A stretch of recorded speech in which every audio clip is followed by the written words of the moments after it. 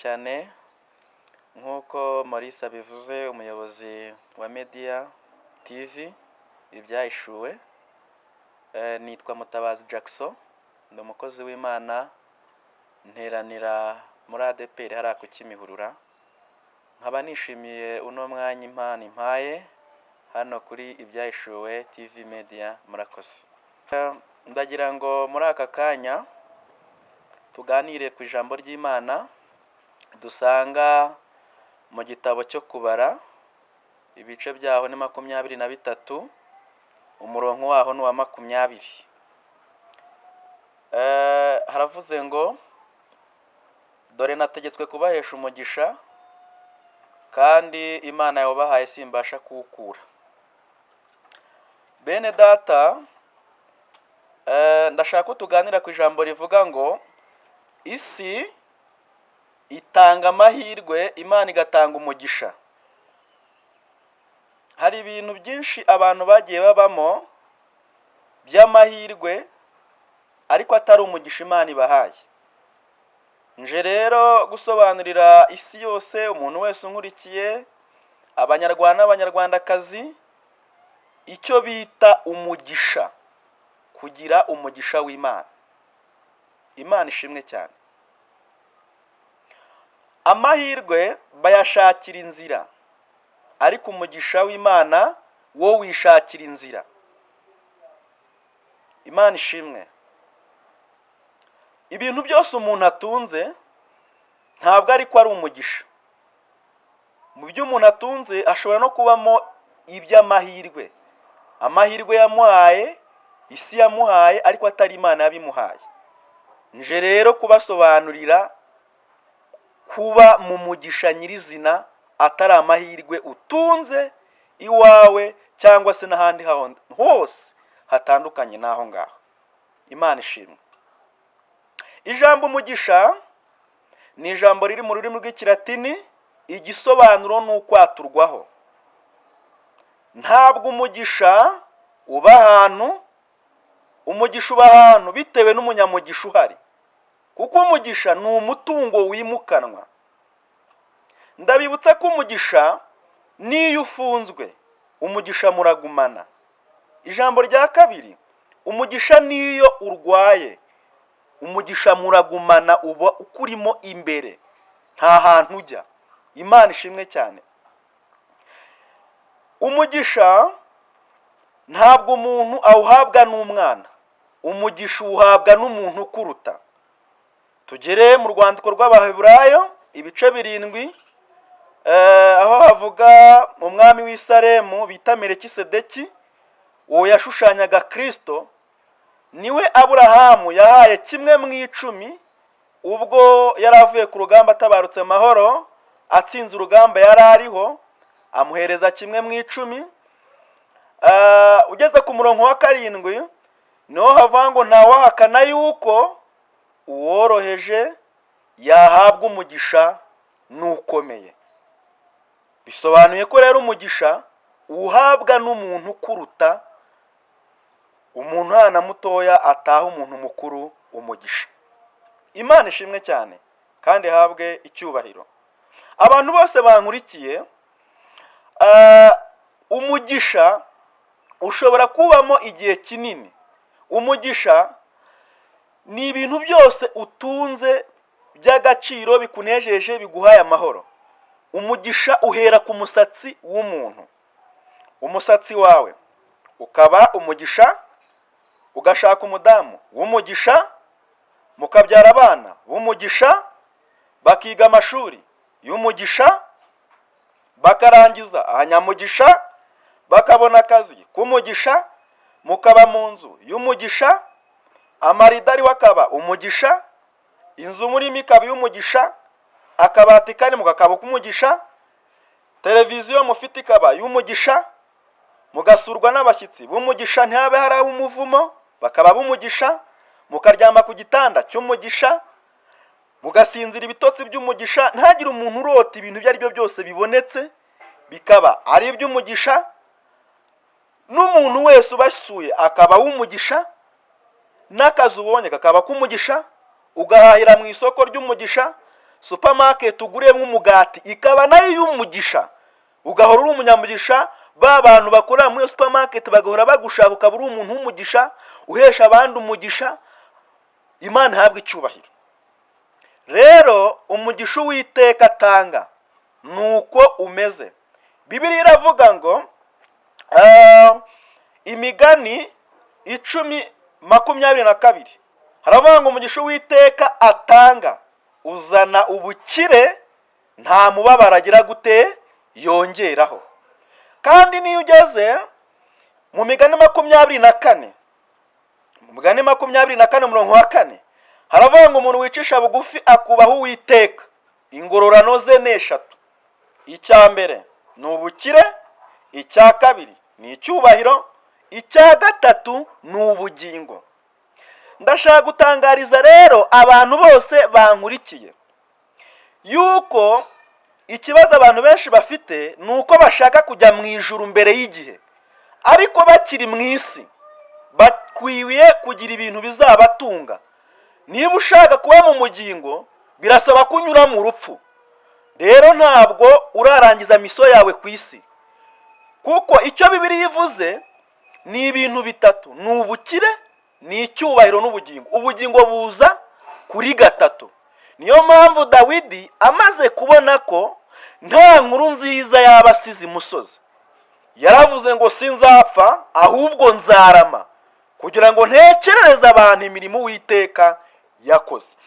None se mwene data, nshuti y'umusaraba, wowe ukurikiranye ibyahishuwe TV Media, isi yose nkurikiye, abanyarwanda n'abanyarwandakazi, koko waba usize nk'uruki imusozi? Ese koko ufite umugisha w'Imana, cyangwa ibyo wabagamo ni amahirwe? Ni isi yaguhaye amahirwe. Ariko ndagira ngo ngutangarize ko habayeho shanjoma.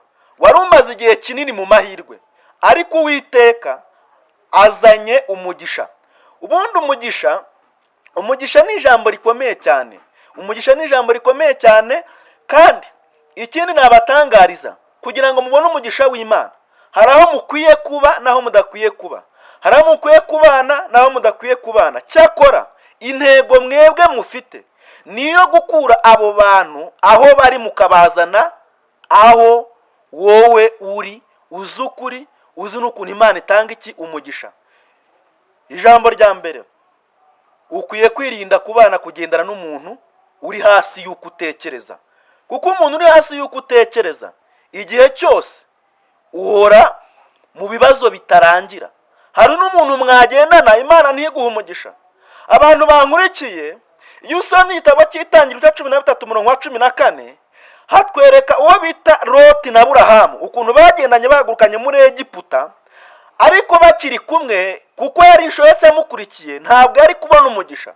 Mubyibuke neza mu nyuma, iyo ugeze ku 14 ni Imana yabwiye Aburahamu ubwo yari amaze gutandukana na Loti.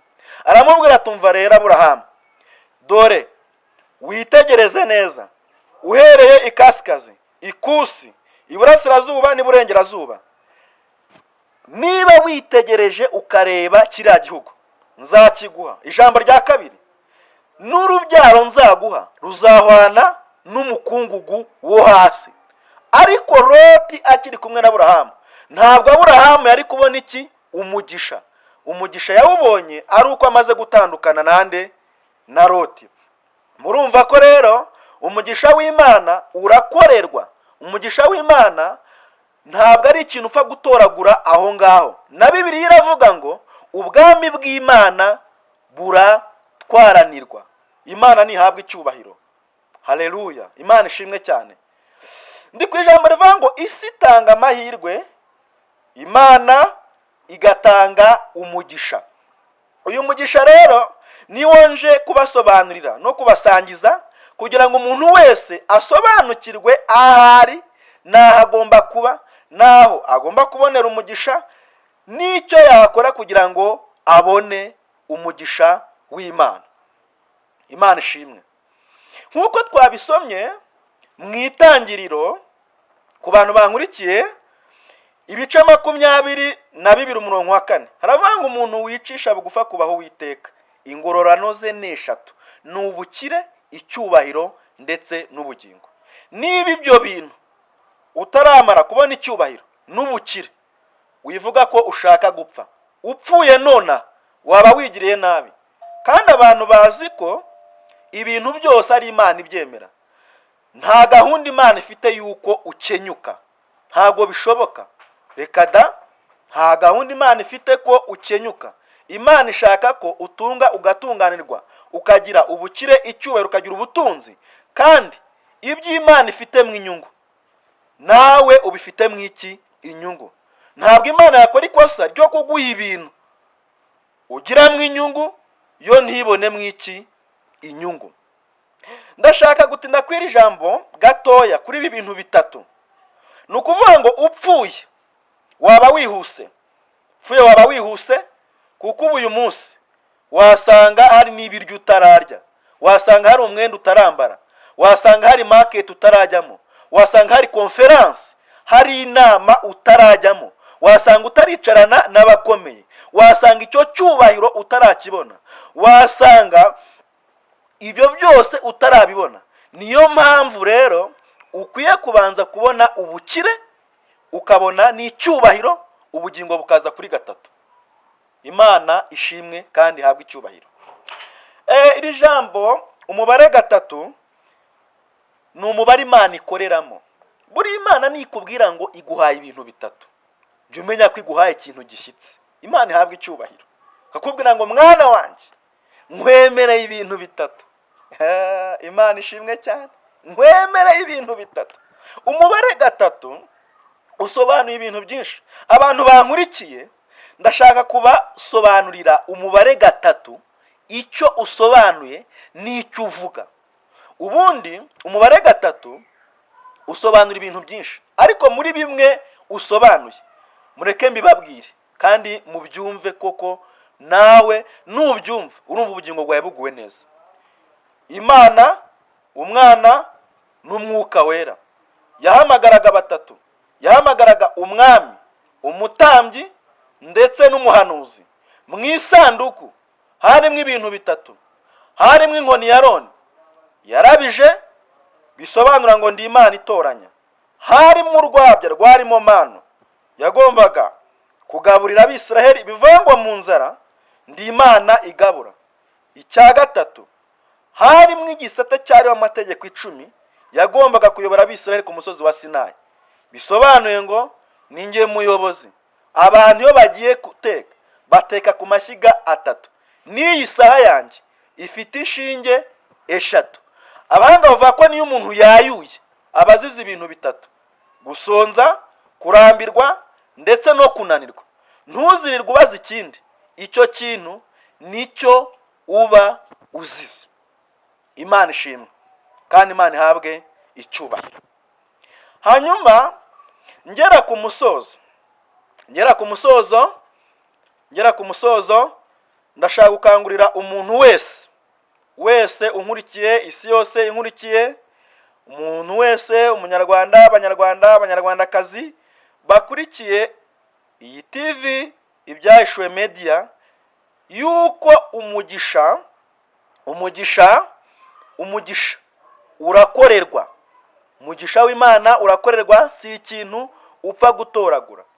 Niba hari ibintu wabayemo bikagucika, ayo yari amahirwe wahawe n'isi, ntabwo wari umugisha. Nje kugusobanura rero umugisha icyo ari cyo. Nuko umugisha ukorerwa, kandi iyo wawukoreye urawubona. Uw'Imana itanga wishakira inzira, ariko yari amahirwe yo ni ukuvuga ngo aba ari ibibazo, uhora uri mu bibazo bikomeye bitarangira. Imana ishimwe. Na Bibiliya iravuga mu gitabo cyo Gutegeka kwa 2 ibice 28 umurongo wa 13, aravuga ngo Uwiteka azagushyira hejuru, muzaba hejuru gusa, ntabwo muzigera muba hasi. Biravuga ngo nzaguhindura umutwe, ntabwo uzigera uba umurizo. Abantu rero bankurikiye, ubundi kuba umutwe, iyo uri umutwe, kuba umutwe ubundi icyo nemera ko umuntu ari santimetero 20. Umutwe ubundi ni ikintu cy'ingenzi cyane, kuko ibintu byose iyo bigiye gupfa bihera mu bwonko, nta handi bihera. Ahangaha iyo ukomeye, iyo uri strong ukomeye, n'ibintu byose biba bikomeye. Kandi iyo utekereje nabi, amaguru araruha, uhoroha, uba mu buzima bwo kwirukanka butagira itangiriro n'iherezo. Ibirometero wirukanse ntabwo ubuze igihe uzabirangiriza. Imana ihabwe icyubahiro kandi Imana ishimwe. Hanyuma rero Imana ibaha umugisha, isi itanga amahirwe, Imana igatanga umugisha.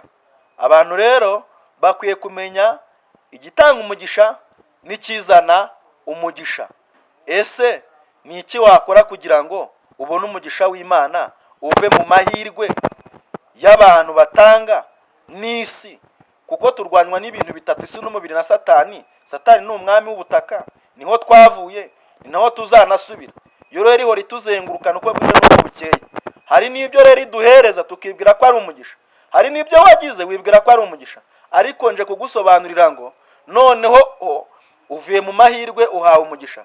Hari ikintu rero ukwiye gukora ugahabwa umugisha, kuko nukora uzahabwa umugisha. Ariko igihe icyo ari cyo cyose utarambuye ibiganza byawe, ntabwo umugisha ushobora kuzaza ngo witure hariya. Ni nk'uko amahirwe ataza ngo yikubite ku rugi, ntabwo azigera gushakisha, ahubwo wowe uzayashakisha. Imana ihabwe icyubahiro kandi Imana ishimwe. Icya mbere nuko ukora. Bibiliya iravuga ngo nzaha umugisha imirimo y'amaboko yanyu. Icyo uzakora icyo ari cyo cyose niki Imana izaguheraho umugisha. Biravuga mu gitabo cy'Itangiriro 3:19, haravuga ngo gututubikana ku mu maso hawe niko kuzaguhesha umutsima, kurinda uvuye muri ino si, kuko wavuye mu butaka ari naho uzagera gute uzanasubira. Bisobanuye ko ibintu byose byitwa zahabu kubigeraho bisaba gucukura. Nta kintu icyo ari cyo cyose wabona utiyushye iki akuya. Birasaba rero gukora ukagira umugisha w'Imana, kuko umugisha w'Imana itanga uzana ubukire nk'uko twabivuze, icyubahiro ndetse n'ubugingo. Aha niho ushaka gusoreza. Wishaka gupfa mbere y'igihe, wishaka kujya mu ijuru mbere y'uko ujyayo, kuko ukiri mu isi ukeneye kubaho, ukeneye kurya no kwambara, ukeneye kurihirira abana bawe bakagira ubuzima buzima, bakabona amaminerivare. Ibyo byose ukabikora ukarangiza miso yawe, kuko nutabirangiza mu gihe uzaba uvuye mu isi uzabijyana mu gituro, uzabibanamo, ntabwo uzaba urangije miso yawe Imana yakuzaniye ku isi.